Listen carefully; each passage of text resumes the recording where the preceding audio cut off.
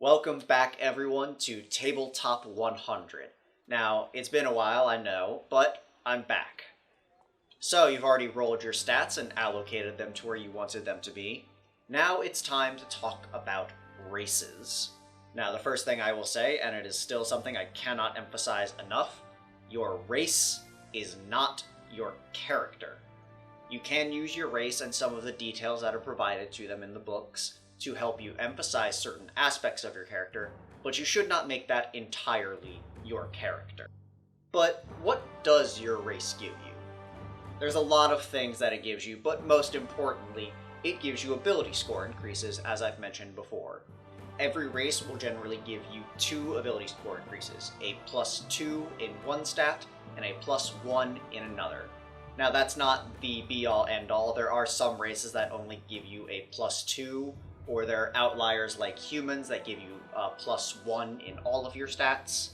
And with the release of Tasha's Cauldron of Everything, you can customize it to where you can pick where your +2 goes and where your +1 goes.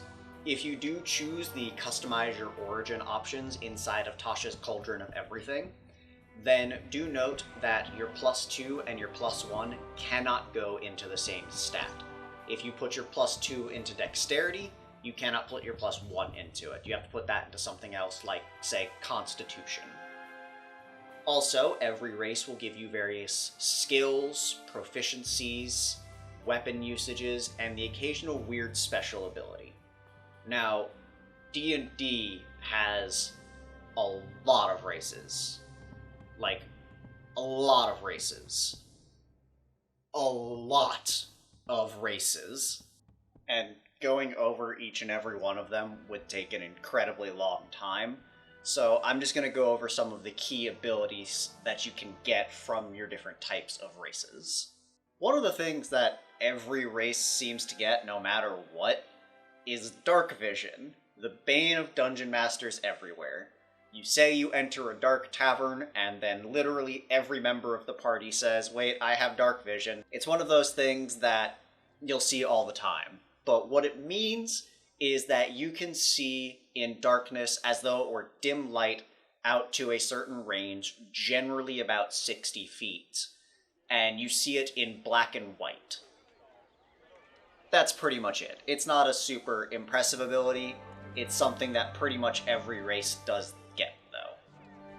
Every race also gives you a speed, basically the amount of feet you can move in a turn. Most of them, it's 30 feet. There are a couple outliers like halflings and gnomes that get 25, or the centaur that gets 40, but you can generally expect that you have a 30-foot walking speed in addition to maybe a fly speed or a swim speed, depending on the type of race you are playing. Also, every race is not a one-and-done pick. Yes, if you pick a centaur, you are a centaur.